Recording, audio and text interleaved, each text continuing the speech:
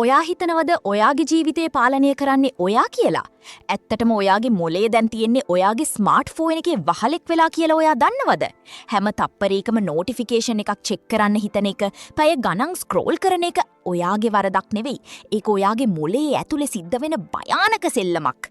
අද අපි කතා කරන්නේ ඔයාගේ නැතිවුණු අවධානය සහ මානසික නිදහස ආපහු ලබා ගන්න පුළුවන් විද්‍යාත්මක ක්‍රමයක් ගැන. ඩොක්ටර් ඇනා ලෙම්කීගේ ඩෝපමීන් නේෂන් පොත ඇසුරෙන් ඔයාගේ මොලේ ඇයි මේ විදිහට වැඩ කරන්නේ කියලා මම අද පැහැදිලි කරනවා.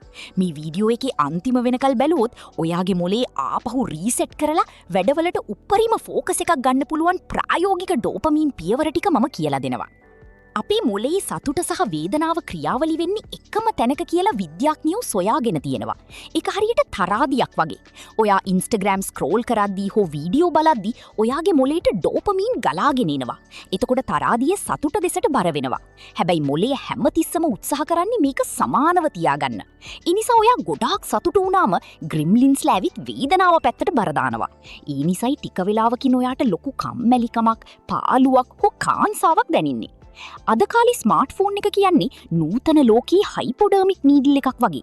ඒකෙන් පැය 24 පුරාම ඔයාගේ මොලේට ඩිජිටල් ඩෝපමීන් ලබා දෙනවා. හැම ලයික් එකක්ම, හැම අලුත් වීඩියෝ එකක්ම ඔයාගේ මොලේ ඇබ්බැහි කරන මත්ද්‍රව්‍යයක් වගේ වැඩ කරනවා.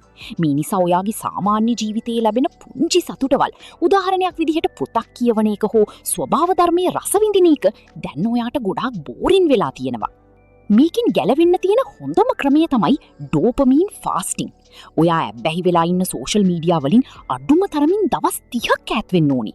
මුල් දවස් 14 ඔයාට ගොඩාක් අමාරු වෙයි. මොකද ඔයාගේ මොලේ තවමත් පවතින්නේ ඩෝපමීන් හිඟයක.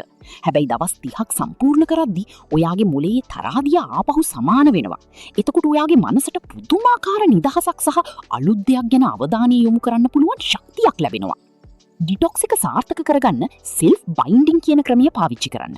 ඒ කියන්නේ ඔයා සහ ඔයාගේ ඇබ්බැහි අතර භෞතික බාධක ඇති කරගන්න එක. උදාහරණයක් විදිහට පාඩම් කරන වෙලාවට ෆෝන් එක වෙන කාමරයක තියන්න. නැත්තම් රෑ 8න් පස්සේ ෆෝන් එක පාවිච්චි කරන්නේ නැහැ කියලා වෙලාවක් වෙන් කරගන්න.